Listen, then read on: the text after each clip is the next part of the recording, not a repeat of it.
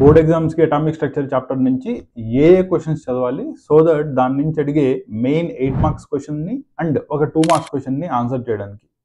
నా దీంట్లో మెయిన్గా చూసుకున్నట్టయితే Bohr's model of an atom main రోల్ని ప్లే చేస్తుంది. కాబట్టి Bohr's model of an atom యొక్క పాస్టులేట్స్తో పాటు దాని యొక్క limitations, absorption spectrum and emission spectrum ఈ రెండింటికి మధ్యలో ఉన్న difference and line spectrum of hydrogen atom that is hydrogen spectrum అంటారు.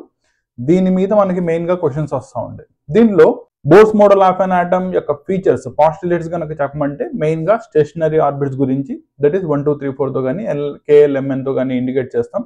దీని గురించి మెయిన్గా డిస్కస్ చేయాలి. దీంతో పాటు వీటిల్ని స్టేషనరీ ఆర్బిట్స్ అని ఎందుకు అంటారు, వీటి యొక్క రిప్రజెంటేషన్ ఎలా ఉంటుంది, హయ్యర్ ఎనర్జీ ఆర్బిట్ నుంచి లోయర్ ఎనర్జీ ఆర్బిట్ కి జంప్ చేసినప్పుడు ఆ ఎనర్జీ రేడియేషన్ ఫామ్ లో బయటికి ఎలా వస్తుంది, that is delta E is equal to E2 minus E1. ఆ డెల్టా E అనేది మీకు hν కి రెస్పాన్సిబుల్ అవుతుంది. And quantization of angular momentum condition that is MVR is equal to NH/2π. ఈ మెయిన్ కండిషన్ ని చెప్తూ దీని యొక్క లిమిటేషన్స్ దట్ ఈస్ జీమెన్ ఎఫెక్ట్ ని, టార్క్ ఎఫెక్ట్ ని ఎక్స్ప్లెయిన్ చేయలేకపోయింది. And fine structure of hydrogen atom ని ఎక్స్ప్లెయిన్ చేయలేకపోయింది. అంటే ఇందులో మీకు హైడ్రోజన్ స్పెక్ట్రమ్ లో ఈచ్ లైన్ మళ్ళీ ఫర్దర్ స్ప్లిట్ అవుతుంది Hα Hβ లైన్స్ కింద, దీన్ని ఎక్స్ప్లెయిన్ చేయలేకపోయింది. నౌ ఈ main drawbacks of Bohr's model of an atom ని ఎక్స్ప్లెయిన్ చేసుకుంటే సరిపోతుంది. ఓకేనా. దీంతో పాటు హైడ్రోజన్ స్పెక్ట్రమ్ ని ఎక్స్ప్లెయిన్ చేసేటప్పుడు హైడ్రోజన్ స్పెక్ట్రమ్ లో మీకు in terms of nu number లో దట్ ఈస్ వేవ్ నెంబర్ లో కానీ or reciprocal of wavelength లో రిప్రజెంట్ చేసినప్పుడు RH into 1/n1² minus 1/n2² correspondingly దాని యొక్క వేవ్ నెంబర్ అయితే ఈ energy orbits that is a higher energy orbit నుంచి లో ఎనర్జీ ఆర్బిట్ కి ఎలక్ట్రాన్ జంప్ చేస్తుంది అన్న దాన్ని బట్టి టోటల్ మనం హైడ్రోజన్ స్పెక్ట్రమ్ ని 5 సిరీస్ కింద క్లాసిఫికేషన్ చేస్తాం. దానిలో Lyman series, Balmer series, Passion series, bracket series and fun series ఇవి వస్తాయి. అండ్ మీకు IIT లెవెల్లో అయితే కనుక హంఫ్రీ సిరీస్ కూడా చూసుకోవాలి. ఓకేనా.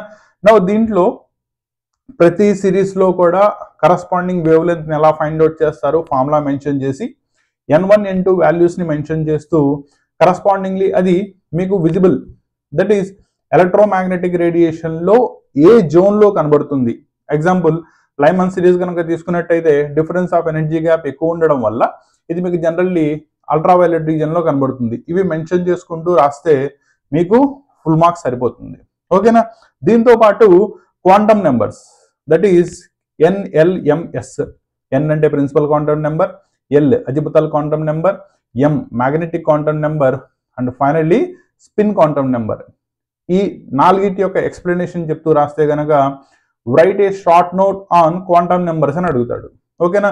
షార్డింగర్ వేవ్ ఈక్వేషన్ ని సాల్వ్ చేసుకుంటే ఫస్ట్ 3 వచ్చినాయి, వేరే ఆ స్పిన్ క్వాంటమ్ నెంబర్ ని విడిగా డిరైవ్ చేశారని చెప్తూ వీటిని ఎక్స్ప్లెయిన్ చేసుకుంటే సరిపోతుంది. ఓకేనా. దీంతో పాటు రూదర్ఫోర్డ్స్ మోడల్ ఆఫ్ అన్ ఆటమ్ ని అప్పుడప్పుడు అడుగుతున్నారు. దీంతో పాటు ప్లాంక్స్ క్వాంటమ్ థియరీ కూడా ఒకసారి చూసుకోండి. ఓకేనా. దీని నుంచి మెయిన్ గా 2 మార్క్స్ క్వశ్చన్స్ కనుక చూసుకున్నట్టయితే photo electric effect, energy and frequency relation according to the planks quantum theory ప్రకారం చెప్పడం, షార్డింగర్ వేవ్ ఈక్వేషన్ ఏంటో రిప్రజెంట్ చేయడం మెయిన్ గా దీనిలో వచ్చే క్వశ్చన్స్. ఓకేనా. ఈ క్వశ్చన్స్ ని చూసుకోండి. మీరు మాక్సిమం ఈ చాప్టర్ నుంచి 10 మార్క్స్ కి దట్ ఈస్ ఒక ఎస్ఏ క్వశ్చన్ 8 మార్క్స్ కి అండ్ ఒక 2 మార్క్స్ క్వశ్చన్ కనుక అడిగినట్టయితే టోటల్లీ 10 out of 10 గెయిన్ చేసుకోవడానికి ఛాన్సెస్ ఉంటాయి. ఓకేనా. నెక్స్ట్ చాప్టర్ తో ఇంకో క్లాస్ లో మళ్ళీ కలుద్దాం. Class 11 and class 12 that is intermediate students యొక్క mathematics, physics and chemistry classes. దీంతో పాటు 10th క్లాస్ వాళ్ళకి mathematics and science classes, engineering వాళ్ళకి mathematics M1, M2, physics, chemistry and basic electronic classes completely మన అచ్చ తెలుగులో ఇన్ డెప్త్ కాన్సెప్ట్తో explain చేయాలనే సింగిల్ మోటోతో డెడికేట్ చేయబడిన channel Kasim sir academy Telugu.